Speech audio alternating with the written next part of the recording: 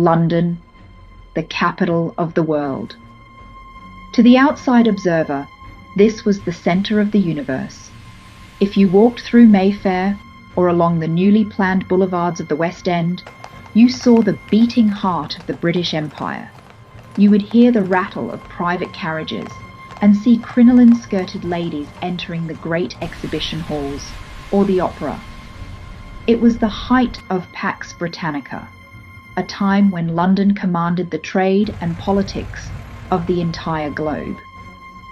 But if you crossed the river, if you walked just a mile east of St. Paul's Cathedral, the paved roads turned to sticky clay, and the white stone turned to soot-stained brick. The air didn't smell of tea or spices. It smelled of sulphur, raw sewage, and the industrial exhaust of 1,000 factories. Welcome to the East End and the rookeries of St. Giles, the dark shadow of the imperial city. Please like and share this video, and comment where you were watching from. Why was this specific year, 1860, so critical? Because the city was suffocating in its own waste. Just 2 years prior, the Great Stink had forced Parliament to suspend its sessions because the smell of the River Thames was literally unbearable. The river wasn't water, it was a moving biological hazard, a black slurry of animal carcasses, factory runoff, and the waste of 3 million people. They had built the world's largest city without a way to flush it. In New York, they had the Old Brewery.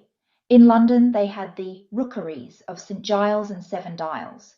These were mazes of collapsing timber where the police feared to tread. In a single room in Spitalfields, you might find 4 families living in the corners, with a 5th family living in the centre. There was no light, no ventilation, and often no furniture.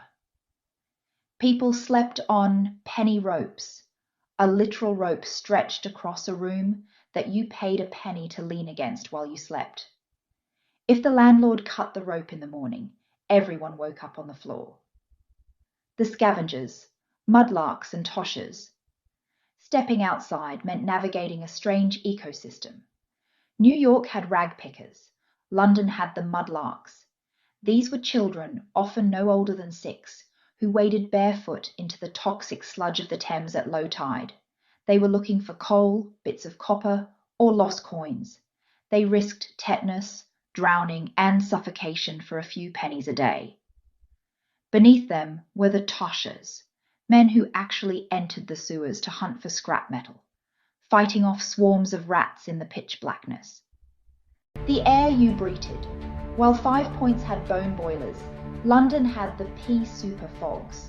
This wasn't just weather, it was a chemical event. The coal smoke from millions of chimneys mixed with the river mist to create a thick, yellow-green smog that tasted of acid.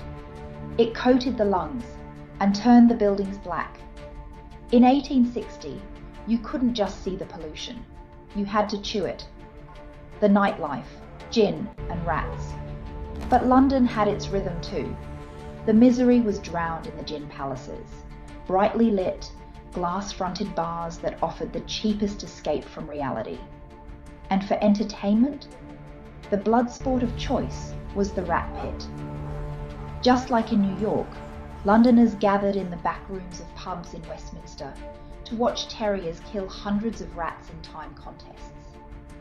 The greatest celebrity of the streets wasn't an actor, but Jack Black, the Queen's royal rat catcher, who would handle live vermin with his bare hands to the delight of the crowd. The criminal underworld. This was the era of the garroting panics. The press whipped the public into a frenzy over gangs of street toughs who would strangle pedestrians from behind to rob them. The peelers, the early Metropolitan Police, were trying to impose order, patrolling the foggy streets with wooden truncheons. But in the twisting alleyways of Whitechapel, the law was a rumour. Pickpocketing wasn't just a crime, it was a trade, taught to children in thieves' kitchens, modelled on the very real criminal gangs that inspired Dickens' Oliver Twist. The danger wasn't just in the dark alleys, it was on the dinner table. New York had swill milk, London had alum bread. Bakers, looking to make flour stretch further and appear whiter, mixed in alum, chalk, and even crushed bones. The milk was watered down and mixed with brains to thicken it. In a city of immense wealth, the poor were slowly being poisoned by their own food supply. The reformers and the future. But 1860 was also the turning point. While New York used photography to categorize criminals, London used journalism to shame the wealthy.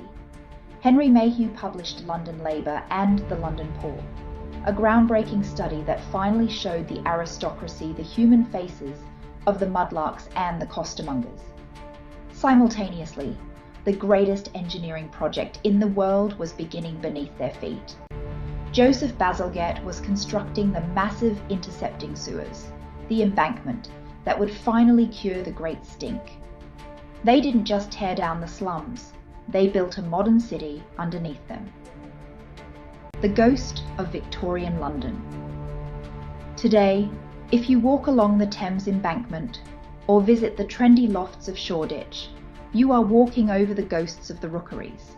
The smog has lifted and the mudlarks are gone, but the brickwork of London still holds the soot of 1860, a reminder of the time when the capital of the world was half gold, half mud.